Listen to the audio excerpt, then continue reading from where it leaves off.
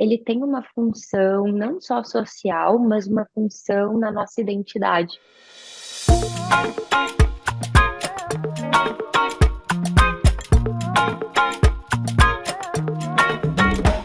Bem-vindos, obrigada por estarem a nos ouvir. Hoje a Marina e eu vamos falar sobre o impacto social e emocional da reforma, ou seja, da aposentadoria. Um pequeno esclarecimento, eu vou falar reforma, a Marina vai falar aposentadoria, mas fica à vontade, trata-se do mesmo assunto. Perfeito. Diferenças das nossas linguagens. Em Sim, sim. português, mas diferentes. Sim, sim. Bem, dado esse esclarecimento, esse tema é muito pertinente porque, dentro da minha experiência de planeadora de vida financeira, eu lido muito com esses casos, porque faz parte do planeamento de reforma.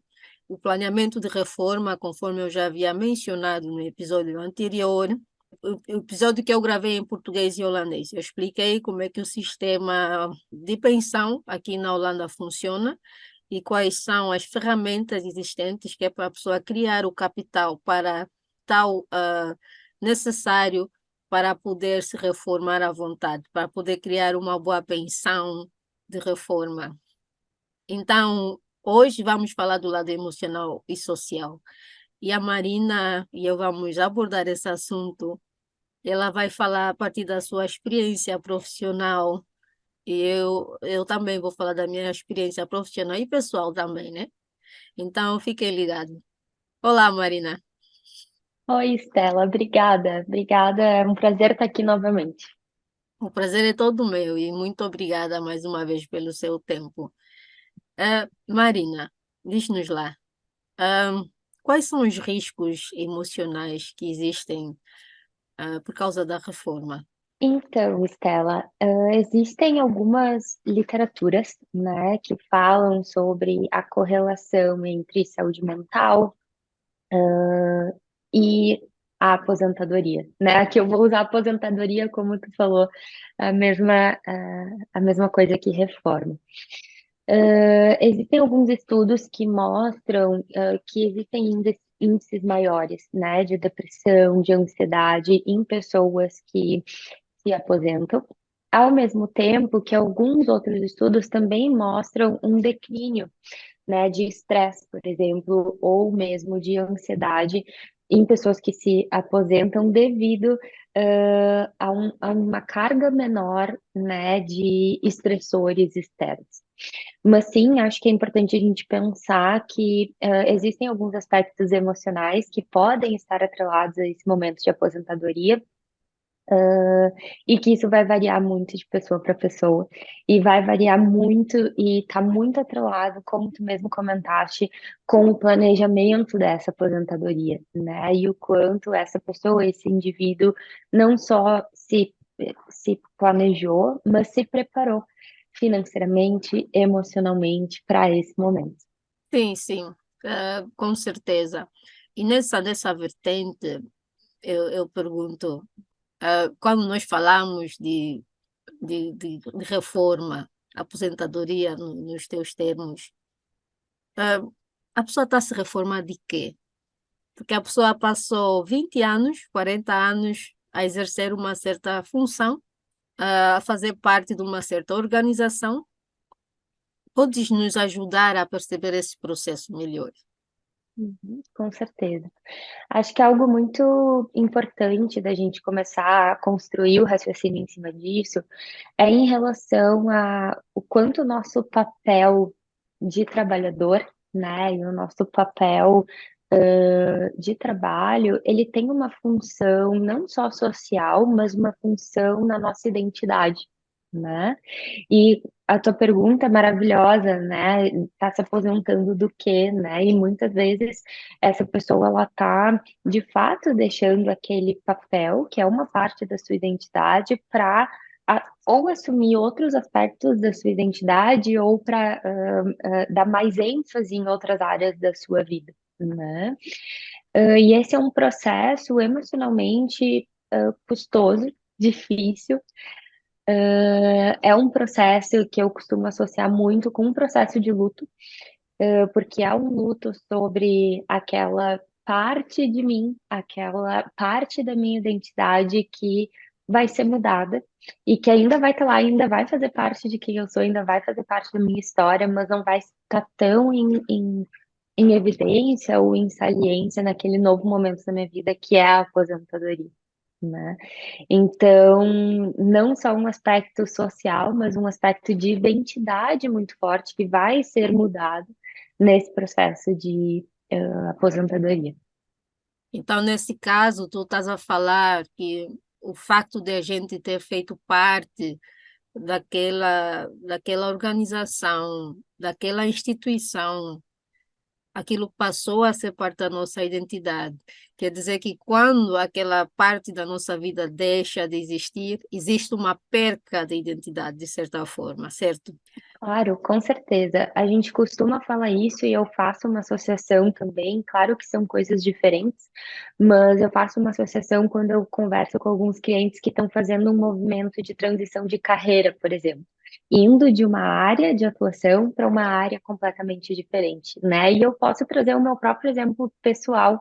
Eu trabalhei durante 10 anos na área organizacional como psicóloga, mas na área organizacional em times de RH, de recursos humanos, e fiz uma transição para a área clínica, como psicóloga clínica, né? E quando eu me vi nessa transição, toda aquela identidade da Marina, psicóloga organizacional, que trabalhava num time de RH, ela não existia mais.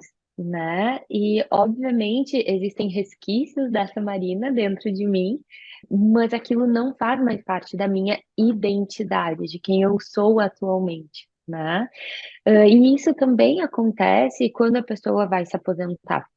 Então, quando a pessoa se aposenta, aquela pessoa que era uma professora, aquela pessoa que era uma executiva na área corporativa, aquela parte não faz mais parte do dia a dia. Ainda tem resquícios, ainda tem traços, porque faz parte da nossa história, mas é muito da gente entender quem é essa pessoa, tirando essa parte, ou ressignificando essa parte que hoje tem um papel diferente na nossa vida.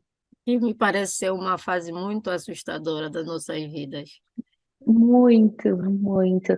E acho que é muito assustador, e eu costumo dizer que com a aposentadoria vem muitos sentimentos desafiadores, né? De medo, tristeza, frustração, junto com alguns sentimentos muito positivos, né? De felicidade, dessa sensação de liberdade.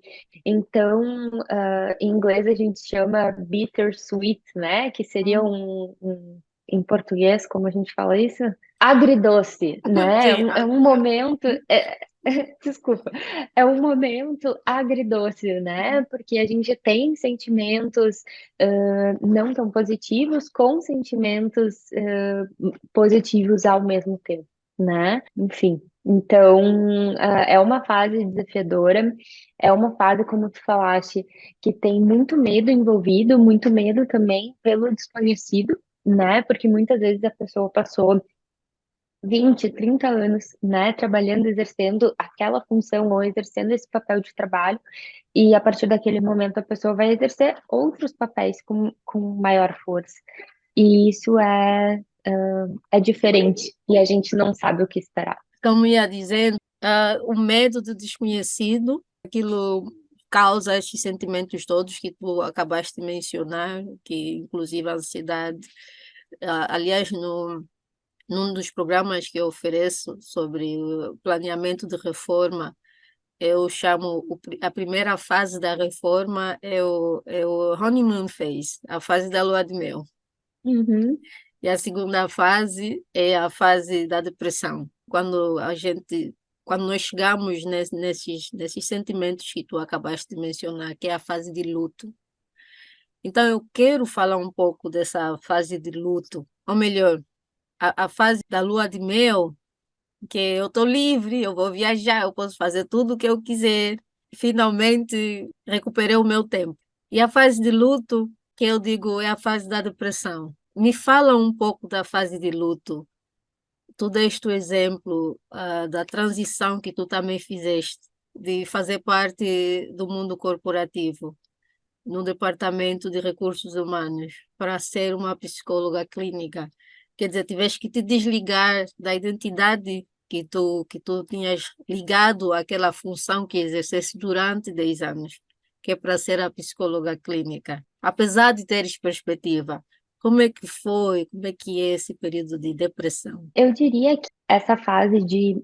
Eu realmente acho que é uma fase de luto, né? A gente precisa passar pelo processo de luto, de não só entender o que a gente está perdendo com aquilo, né? O que a gente está ganhando, mas se desconectar daquela parte da identidade que a gente construiu por tanto tempo, né? E se reconectar ou se conectar do zero com essa nova fase, né? E nem sempre é muito fácil e nem sempre é muito natural.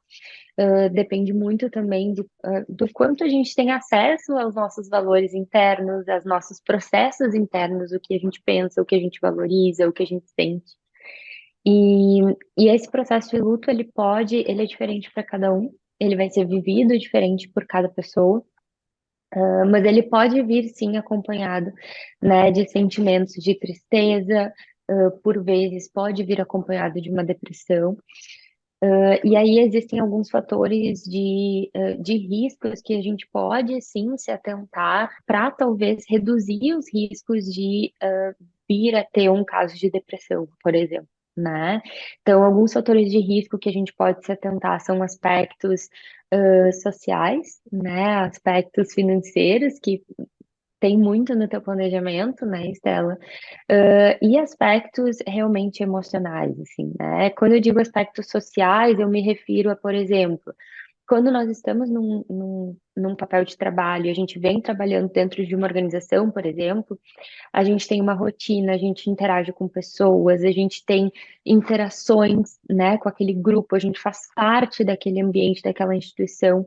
E quando a gente se aposenta, isso não existe mais, né? E a gente precisa achar outros mecanismos, outras formas, outros ambientes que a gente possa manter essa conexão social, que a gente possa interagir com outras pessoas, que a gente possa sentir que a gente está ainda utilizando a nossa mente, o nosso corpo, né? Então, pensar em como a gente vai traduzir, talvez, essas necessidades que a gente tem emocionais e sociais nesse novo momento da nossa vida.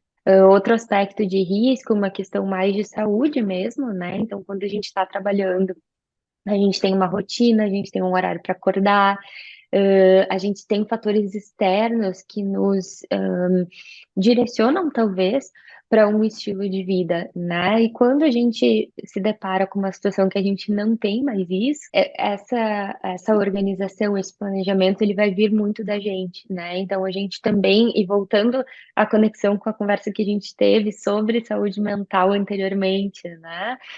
Como vai estar o nosso sono, como vai estar a nossa dieta, nossa rotina de exercícios, e que vai exigir um planejamento talvez ainda maior para a readaptação dessa nova fase, porque essa parte de trabalho, que é uma parte muito grande do nosso dia, muitas vezes, ela deixou de existir ou ela mudou completamente.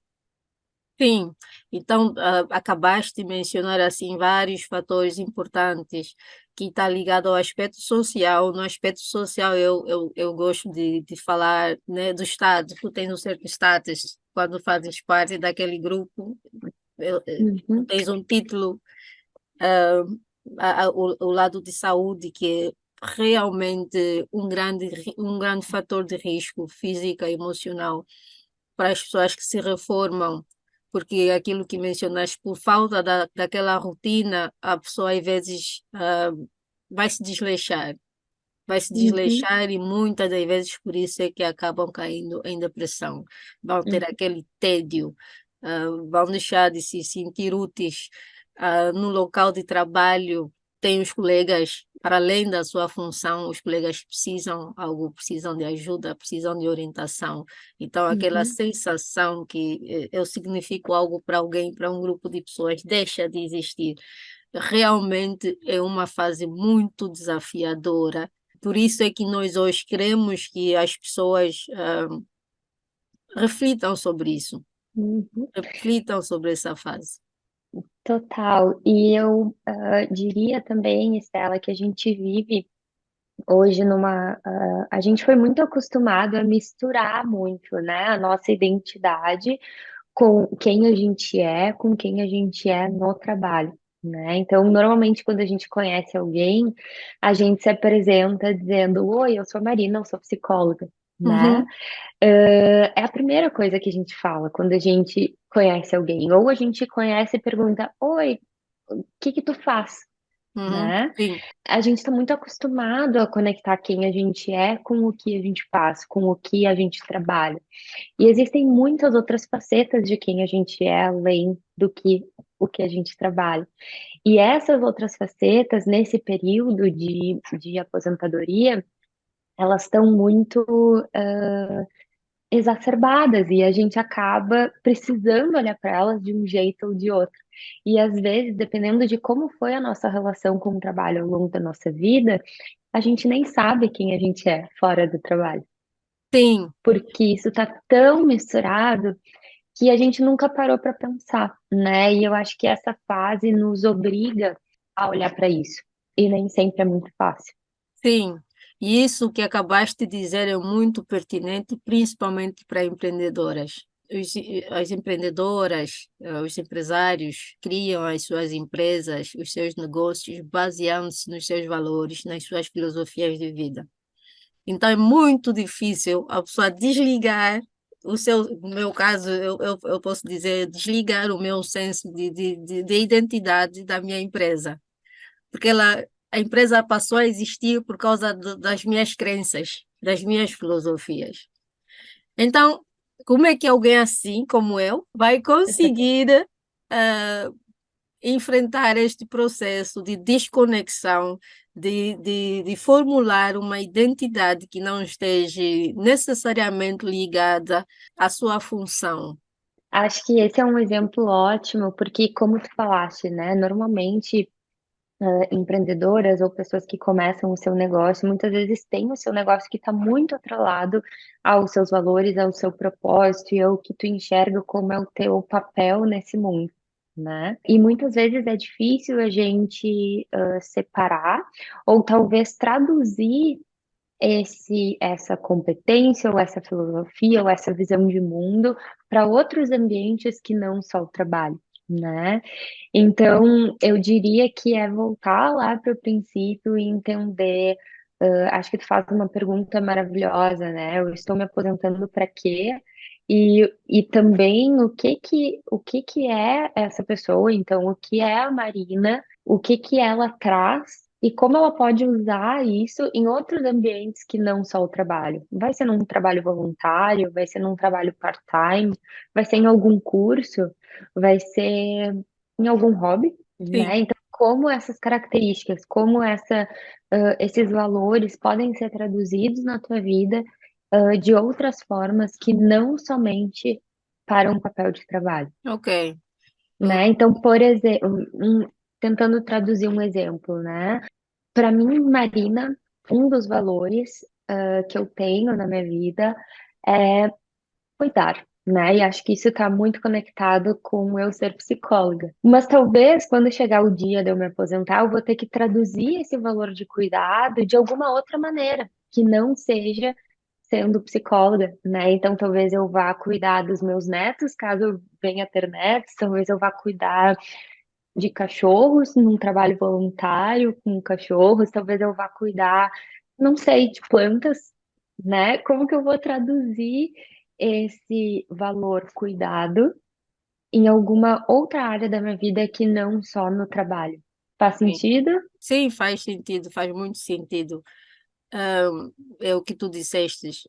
A nossa tendência é ligar completamente o nosso senso de identidade, o nosso senso de valor naquilo no trabalho que nós oferecemos. E o desafio é nos sentarmos, acessar os nossos valores, acessar aquilo que nós achamos importante E nesse caso, como estamos a falar da reforma, do período de reforma, eu diria, imagine que tipo de pessoa tu gostarias de ser durante a reforma. Não precisa ser algo definitivo, mas vai ajudar a pessoa a começar o processo para fazer o levantamento do que precisa ou que pode vir a precisar durante a reforma. Só assim, Exato, sim, sim. E só assim a pessoa vai conseguir desfrutar e fazer um planeamento efetivo para a sua reforma. exato. E conectando novamente com o que é importante para si e o que que te faz feliz, né? Então, bom, te faz feliz fazer a diferença na vida das pessoas, te faz feliz se sentir importante na vida das pessoas. Que outras formas tu pode fazer isso que não só no seu trabalho, né? Sim, sim, O sim. que não é muito fácil. Não, isso é. Até hoje eu acho isso desafiador. Uma das coisas que um dos meus clientes programou para a sua reforma é que no primeiro ano essa pessoa quer viajar muito. Os primeiros 2 anos, disse, eu quero, já fez assim uma lista dos lugares que quer visitar, que eu digo o honeymoon, a fase da lua de mel, e já se fez também o levantamento dos custos, porque isso é um planeamento completo de reforma. E uma das coisas que essa pessoa disse, porque também tem o desafio, quando o casal não se reforma ao mesmo tempo, como é que vão conciliar as agendas? Uhum.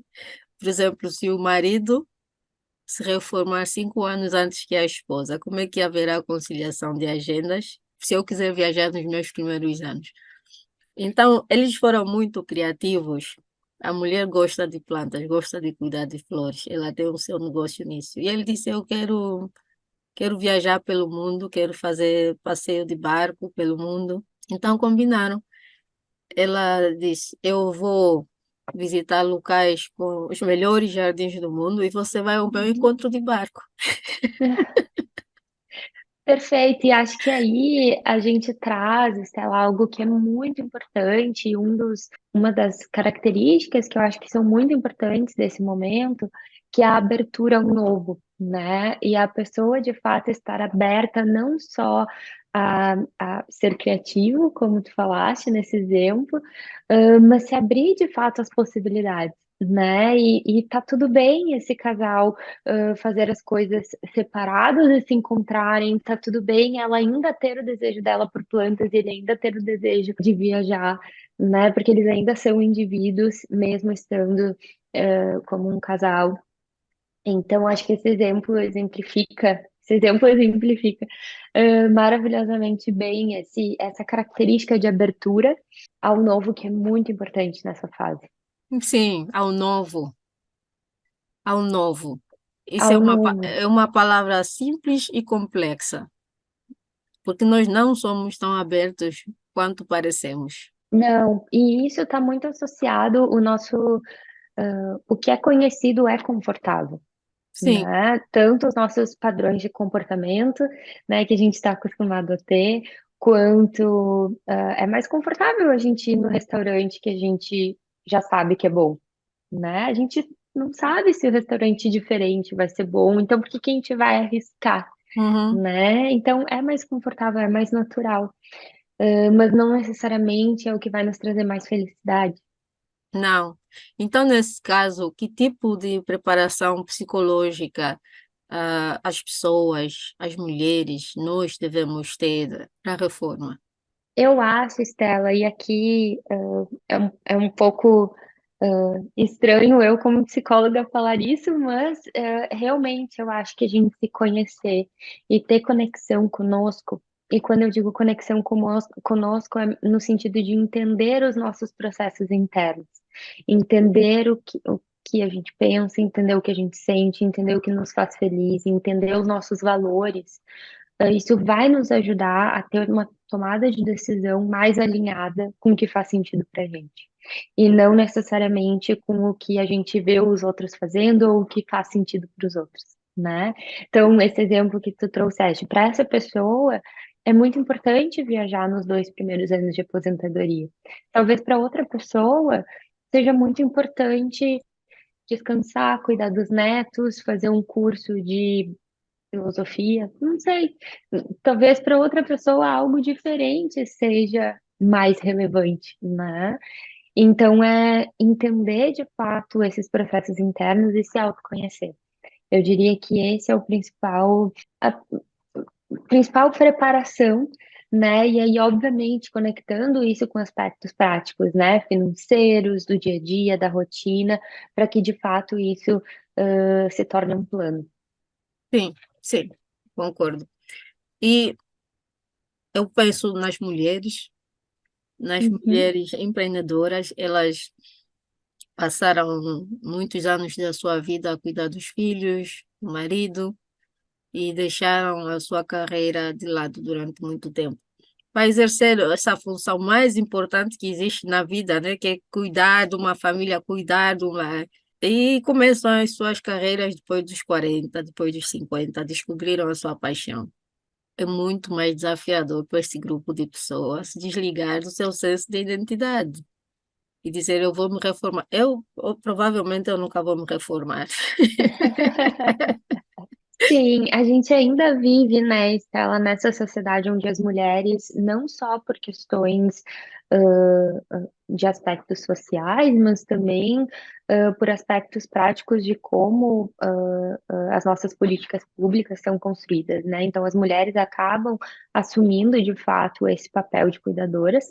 Muitas vezes, as mulheres acabam ou pausando a sua carreira, né, ou desacelerando a sua carreira para assumir esses papéis e de fato descobrem, né, talvez mais tarde ou de fato deslancharam aqui entre muitas aspas na sua carreira mais tarde por causa disso. E de fato é desafiador fazer essa desconexão, né? E eu acho que a desconexão, né, desse período pré-aposentadoria, ela deve acontecer com o tempo, né?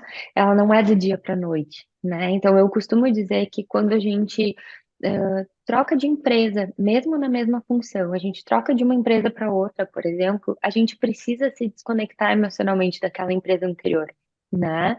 E isso demora, porque a gente teve uma conexão emocional com aquela marca, com a cultura daquela empresa, com as pessoas daquela empresa, então demora para a gente se desconectar daquilo.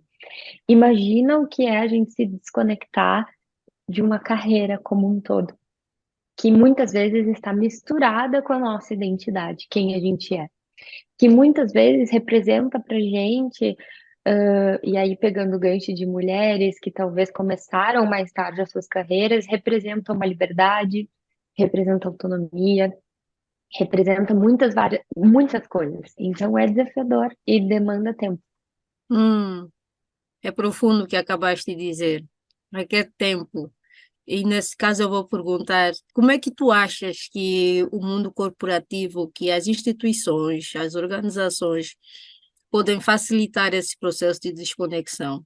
Eu acho que existem algumas maneiras, né? Eu acho que uma das maneiras é criando de fato programas e projetos que possam trabalhar não só planos de sucessão, mas planos onde essas pessoas possam se aposentar de forma gradual, né? E se afastar emocionalmente de forma gradual dessas empresas, ainda tendo uma segurança talvez financeira, e um suporte dessa instituição, né, para esse desligamento. Não acho que é um projeto simples, não acho que é um projeto fácil, não acho que é um projeto barato, mas acho que aos poucos as empresas podiam caminhar em direção a isso, sim. Sim, eu diria, todo princípio não é fácil, mas eu digo, em contrapartida, sim, não é um projeto fácil, não seria um processo barato, e requeriria muita dedicação por parte das partes envolvidas, porque para além do benefício do funcionário, que está ser preparado para deixar, para desconectar-se daquela função, daquele senso de identidade, mas também tem um benefício para a empresa, porque Claro. ele, na minha experiência, baseado-se num projeto que eu dirigi, essa empresa conseguiu começar o processo de recrutamento para substituição do antigo funcionário, facilitou essa transição, facilitou aquele processo de ressentimento que às vezes os funcionários sentem contra os seus substitutos, facilitou esse processo. E quais são outros benefícios que tu podes mencionar para a empresa, para as Uhum. organizações a respeito a isso? O que me vem à cabeça também é esse processo de transferência de conhecimento, né? Então, é claro que as novas pessoas, os que vão suceder, né, essas pessoas que estão se aposentando, eles vão trazer novas perspectivas, novas ideias, mas essas pessoas que estão nessas empresas já há mais tempo, eles vêm com toda essa bagagem de experiência, de estarem acostumados a fazer um formato e que podem ensinar muito nessas novas gerações que estão vindo, né? Então, eu diria que é o conjunto entre aprender com os que estão deixando a empresa, mas também trazer o novo dos que estão chegando, né? E, de fato, fazer essa transição e esse ciclo, né, dos funcionários, o fechamento desse ciclo dos funcionários, né? Sim. Que seria, eu acho, um benefício também relacionado a isso. Sim, o que falaste é extremamente pertinente, que é para além de fechar o ciclo do antigo funcionário, também tem o fator transmissão de conhecimento, transmissão de sabedoria, que eu acho que a maior vantagem para a empresa, para além de manter o conhecimento antigo que manteve a empresa, que ajudou, que contribuiu para o desenvolvimento da empresa até lá, também tem o lado financeiro, né? Porque alguém que tem a capacidade de não só trazer inovação na empresa, mas também manter o nível de trabalho antigo, isso é muito beneficioso para as empresas. E outra questão que eu acabei de lembrar é aquele tipo de organizações que têm dificuldade em manter os seus reformados em casa, porque os seus reformados não querem se reformar. Exato, exato. Não, eu ia dizer exatamente. Então tem tanto benefícios para a empresa quanto para essas pessoas que estão para se aposentar, quanto para os sucessores dessas pessoas que vão se aposentar, né? Então é um ciclo, e que de fato eu vejo ainda poucas empresas trabalhando nesses projetos, mas que seria de fato benéfico. Sim, sim. E com isso encerramos o nosso podcast. Muito obrigada por partilhar a sua perspectiva, Marina. Para vocês, nossas ouvintes que estão aí, não deixem de pensar sobre essa questão. Nós, quando estamos no ativo, quando somos mais jovens, questão de reforma, aposentadoria, não é um assunto que está no topo das nossas prioridades. Mas não perdes nada por imaginar, exatamente por causa da perca de receitas que a gente tem após o período da reforma, que é um facto que acontece com muita gente, a perca de receitas. Para se preparar melhor, para preparar a sua questão de saúde física e mental, para imaginar se tu gostarias de viajar, quanto é que gostaria, quanto é que custaria se tu tivesses que fazer viagem pelo mundo, ou se decidisses, não, vou cuidar algum tempo dos meus netos, ou vou fazer um curso, tudo isso acarreta custos, não só o custo monetário, mas também emocional, físico. É importante pensar sobre essas questões. Suponhamos que tu dizes, eu vou me reformar com 70 anos, vamos fazer a estimativa que ainda tens 20 a 25 anos de vida. Obviamente, nós queremos viver para sempre, mas vamos, vamos fazer uma estimativa de 20 a 25 anos de vida. Esses 25 anos de vida, vais fazer a ligação com um certo montante, com um certo valor. Quanto é que tu vais precisar na totalidade para realizar aquilo que tu programaste fazer durante a sua reforma? E geralmente, dentro do programa que é oferecido pela Let's Network, Esse período de pré-reforma, preparação para a reforma começa 5 anos antes de começar a reforma. Então, essa é a vossa tarefa. Imaginem como é que eu gostaria que fosse a minha reforma. Se vocês precisarem de ajuda nesse processo, a Marina, ela é excelente nos serviços que ela oferece. Ela é conselheira de carreira, ela é psicóloga clínica, então ela ajuda bem a pessoa a ter a noção dos processos emocionais e também do lado prático, os passos práticos que a pessoa pode tomar, que é para tomar decisões mais conscientes. Eu sou planeadora de vida financeira, então um dos programas oferecidos por mim é o planeamento de reforma que também envolve esses processos. Obrigada por nos ouvir. Não hesite em nos contactar. Marina, como é que o pessoal te encontra? Mais uma vez? Claro, o pessoal pode me encontrar tanto no meu site, que é marinasarte.com, ou no meu Instagram, marinasarte.psychologist, que é psicóloga em inglês, e fico à disposição. Muito obrigada, foi uma honra trocar um pouquinho contigo sobre isso. Obrigada, Marina. Então, a descrição dos detalhes da Marina estarão disponíveis e não se esqueçam, autonomia financeira é um estilo de vida e não um destino. Eu quero, eu posso, eu faço e eu sou. Até a próxima vez.